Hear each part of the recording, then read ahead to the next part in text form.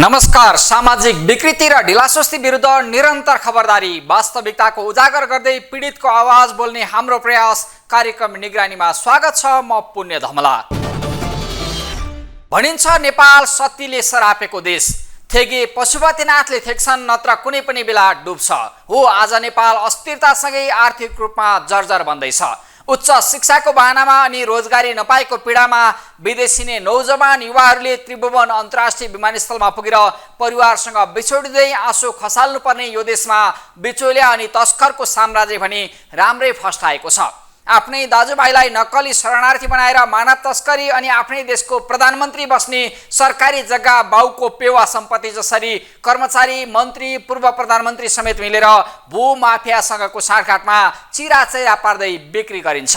अनि यही देशमा ट्रान्जिट बनाउँदै लागु औषध तस्करीको सञ्जाल, किलोका किलो सुन तस्करी। तपाईँ हामी नेपाली जनता महँगी, अभाव लगायतका पीडामा छटपटिँदा सुन तस्करले विस्तार गर्दै आएको वर्षौँदेखिको अपराध साम्राज्य तोड्न सिआइबी सफल होला त? सुन तस्करीको अनुसन्धान प्रतिवेदन र नागरिकले पत्याउन नसकेको अनुसन्धानका विषयमा केन्द्रित हुनेछ आजको निगरानी। स्वर्गको टुक्रा जस्तो हाम्रो देश सबै थोक भएर पनि अस्तव्यस्त अनि भद्रगोल। तपाईँ हामीले भोट दिएर पठाएका नेता, लोकसेवा मार्फत देश र जनताको सेवामा खटिने कसम खाएर छानिएका कर्मचारी, बिचौलिया तस्करका परम मित्र बन्दा देश नै भ्रष्टाचार अनि अन्योलताको दलदलमा फस्दैछ। कर्मचारी अनि नेता कमाउ र रमाउ धन्दामा लिप्त बन्दा नेपाल तस्करीको उर्वर भूमिमा परिणत हुँदैछ। 60 किलो सुन तस्करी प्रकरणले कर्मचारी अनि नेताको कमाउ धन्दाको नयाँ पाटो खुलाउँदै गर्दा आखिर सिआइबीले कसरी सरकारी वकिलको कार्यालयमा पुर्यायो त अनुसन्धान प्रतिवेदन? बाँकी यो रिपोर्टमा।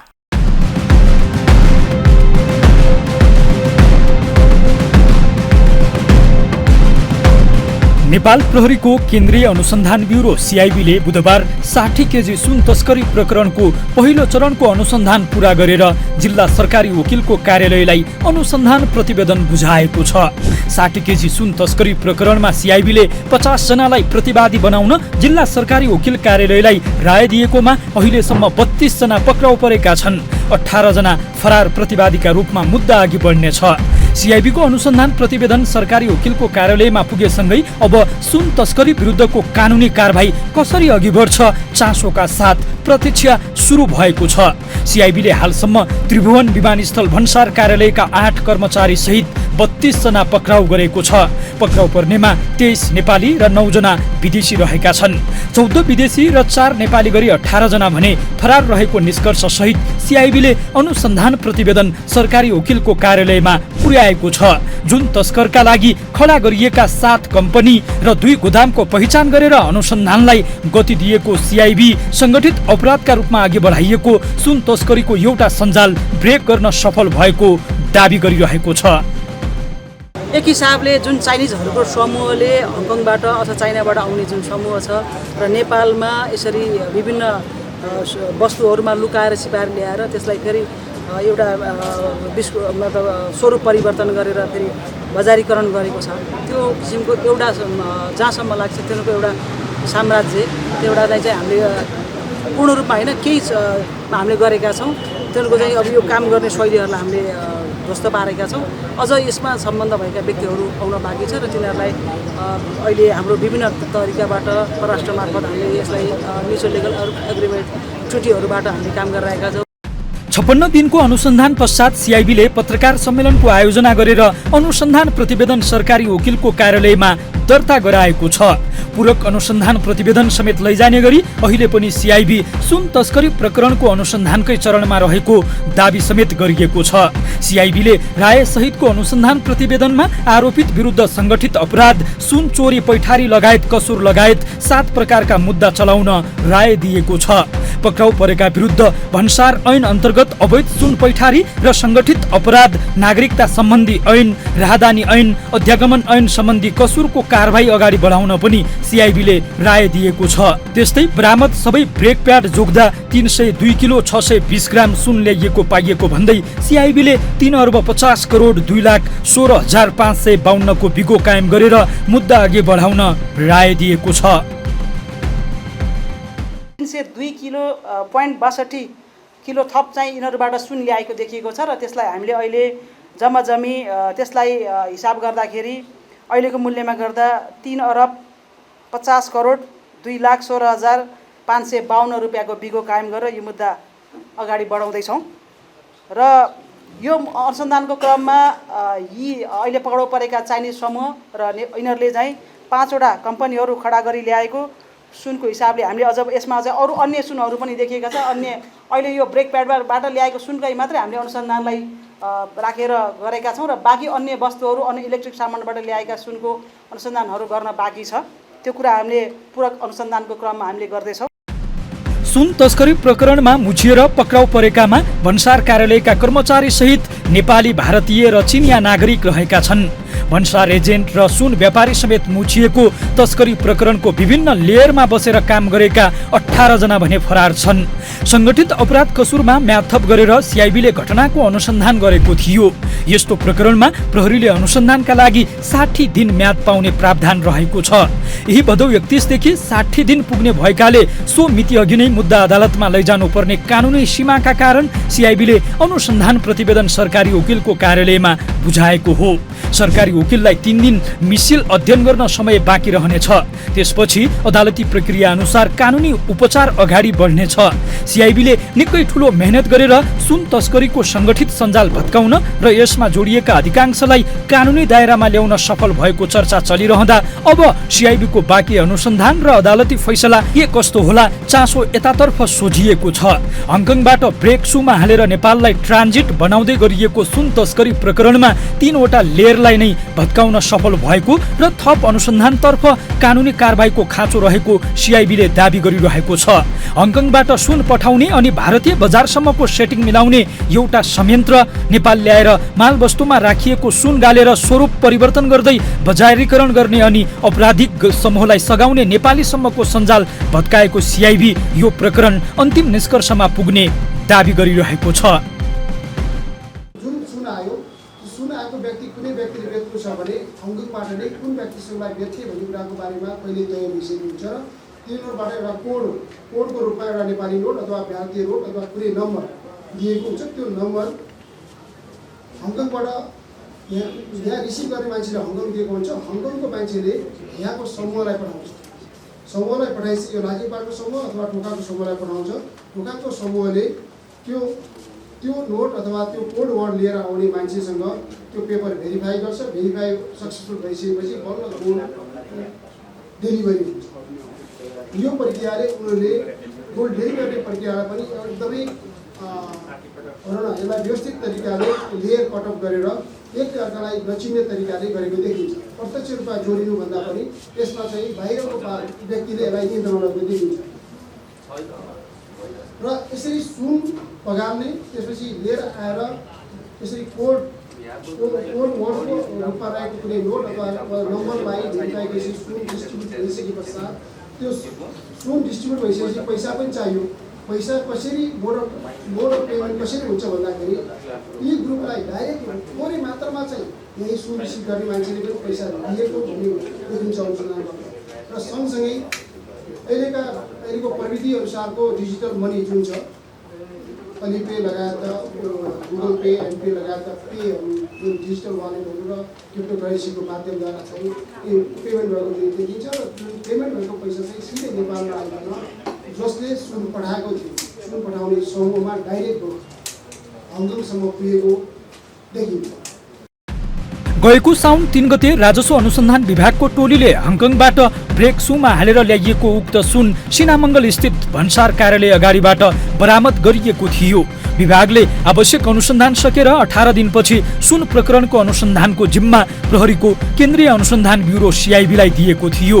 ब्रेक्सु सहितको सुन 155 किलो भएको पाइए पनि गाल्डा 60 किलो 716 ग्राम फेला परेको थियो। सुन अहिले राष्ट्र बैङ्कको संरक्षणमा रहेको छ। यो सुन तस्करीको सञ्जालसँग विगतका सुन तस्करी प्रकरणको समेत कनेक्सन पहिल्याइएको सिआइबी नेपाललाई ट्रान्जिट गरेर हुँदै आएको सुन तस्करी र यसमा जोडिएका तस्करलाई ठेगान लगाउने गरी थप अनुसन्धान जारी रहेको बताइरहेको छ। सिआइबीको अनुसन्धानले सुन तस्करीका नयाँ पाटो खोलेपछि भिआइपी तस्करहरूको भागा भाग्नै सुरु भएको छ। कर्मचारीदेखि नेतासम्मको कनेक्सन तस्करीको सञ्जालसम्म रहेको तथ्य पहिले आएको सिआइबी अनुसन्धानको क्रममा रहेको विषय भन्दै धेरै बोल्न तयार छैन। सुन तस्करीको सङ्गठित सञ्जाल तोड्दै नेता र कर्मचारीमाथि कानुनी डन्डा बर्साउन प्रहरी सफल होला त? थप प्रसङ्गसहित उपस्थित हुनेछौँ एकैछिनको विश्रामपछि। नेपाल प्रहरीको केन्द्रीय अनुसन्धान ब्युरो सिआइबी भनिरहेको छ सुन तस्करी प्रकरणको अनुसन्धान क्रमिक रूपमा अघि बढ्छ, जारी नै छ।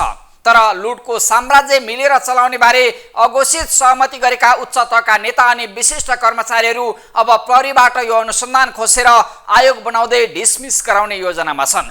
सिआइबीले 60 किलो सुन प्रकरणको सुन तस्करी प्रकरणको सङ्गठित सञ्जाल तोड्ने गरी अनुसन्धान अघि बढाएको दाबी गर्दै गर्दा भिआइपी तस्करहरू कानुनी कारबाहीको दायरामा आउलान् त? बाँकी यो रिपोर्टमा।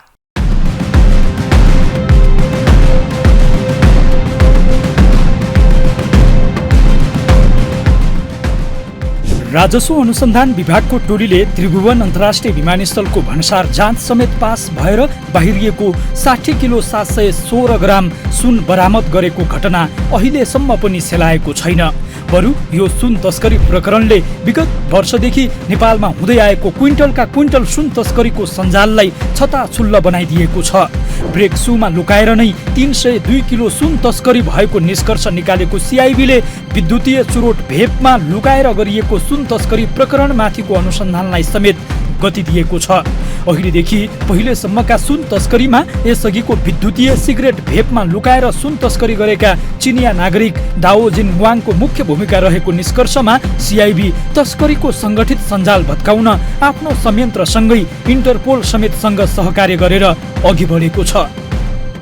हामीले अब इन्डियन उसँग पनि हामी अथोरिटीसँग हामीले कुरा गरिरहेका छौँ, चाइनिज अथोरिटीले कुरा गर्छौँ, उहाँहरू पनि कमिटमेन्ट छ। यस्ता किसिमका गलत र काम गरेर अपराधीहरूलाई चाहिँ कानुनी कारबाहीमा ल्याउन उहाँहरू पनि सकारात्मक रूपमा हामीलाई सहयोग गर्ने उहाँले चाहिँ वचनबद्धता दिनुभएको छ। र यसले गर्दा एउटा यो टोटल नेक्सस यसको सञ्जाल एउटा टोडिन्छ भन्ने कुरा म विश्वास गर्छु। जोसुकैको कनेक्सन देखिए पनि जो संलग्न देखिए पनि प्रमाण र तथ्यले आयो भने यसमा कोही पनि छोड्दैन। र यसमा चाहिँ मलाई अहिले चाहिँ सम्पूर्ण ठाउँबाट चाहिँ मैले प्रशस्त रूपमा सहयोग प्राप्त गरेको छु। त्रिभुवन अन्तर्राष्ट्रिय विमानस्थल भन्सार कार्यालयमा नियमित जाँचका क्रममा 2079 माघ 29मा 2वटा सुटकेसभित्र 73 बट्टामा रहेको 730 थान यी सिगरेट भेप बरामद गरिए पनि जाँच गरेर सुन भएको पहिचान भएपछि भन्सारका नायब सुब्बाको मिलेमतोमा गोदाममा भएको भेप साटफेर गरेर 9 किलो सुन गायब बनाइएको थियो। यो तस्करी प्रकरणको अनुसन्धान समेत अहिले फेरि सुरु भएको छ। सिआइबीको अनुसन्धानमा भेपमा लुकाएर सुन ल्याउने समूहका चिनिया नागरिक लुई र दाओजिङ वाङको माओवादी केन्द्रका प्रभावशाली नेता कृष्ण बहादुर महराका छोरा राहुलसँग सम्पर्क रहेको खुलेसँगै उनी पक्राउनै परेका छन्। भन्सारबाट भेप छुट्याउने प्रयास गरेका राहुललाई प्रहरीले पक्राउ गर्दा चिनिया मूलका बेल्जियन नागरिक दावा छिरिङसँग नियमित सम्पर्क र सम्बन्ध रहेको खुलेका अध्यागमन विभागका तत्कालीन महानिर्देशक झलकराम अधिकारी किन अनुसन्धानको दायरामा नआएको भन्दै चासो राख्न थालिएको छ। यता सुन कारखाना सञ्चालन गर्ने माओवादी केन्द्र निकट रोल्पा काठमाडौँ सम्पर्क मञ्चको पूर्व उपाध्यक्ष समेत रहेकी अमला रोकासँग नाम जोडेर माओवादी केन्द्रकै उपमहासचिव वर्षमान पुनलाई समेत सुन तस्करी प्रकरणमा मुछिएको छ। चिनिया मूलका बेल्जियन नागरिक दावा छिरिङसँग विवाह गरेकी रोका मगर र उनै दावा मार्फत राजनीतिक कनेक्सन खुल्ने आकलन गरिएपछि सत्तारूढ घटक माओवादी भित्र पहिरो नै गएको छ। अझ सुन तस्करी लगायतका अवैध गतिविधिमा पूर्व उपराष्ट्रपति नन्दकिशोर पुनका छोरा दिपेश पुनको समेत साँठगाँठ देखिएको भन्दै अनुसन्धान थालिएको छ। सयौं किलो सुन तस्करी, त्यो पनि वर्ष दिनदेखि निरन्तर, यसले प्रशासनिक अनि राजनीतिक उच्च संयन्त्र समेतको साँठगाँठको आशंका बढाएको छ। सुन तस्करीको सञ्जाल तोड्न अघि बढेको सिआइबी तस्करीको सबै सञ्जाल भत्काएर संगठित अपराध रोक्न सफल होला कि नहोला चौतर्फी चासो भइरहँदा कानुनका जानकार भने सिआइबीको अध्ययन प्रतिवेदन निचोडमा पुग्ने र यस्ता संगठित अपराधमा जोडिएका भिआइपीहरू पक्राउ पर्नेमा आशंका गरिरहेका छन्। वास्तवमा के हो भने नेपालको अधिकांश यस किसिमका जसमा ठुला पात्रहरू इन्भल्भ छन् त्यस्तो पात्रहरूको त्यस्तो मामिलाहरूको अनुसन्धान प्रक्रिया नै अत्यन्त कमजोर र अत्यन्त फितलो ढङ्गले गरिन्छ। भरसक चाहिँ अनुसन्धानै गरिँदैन।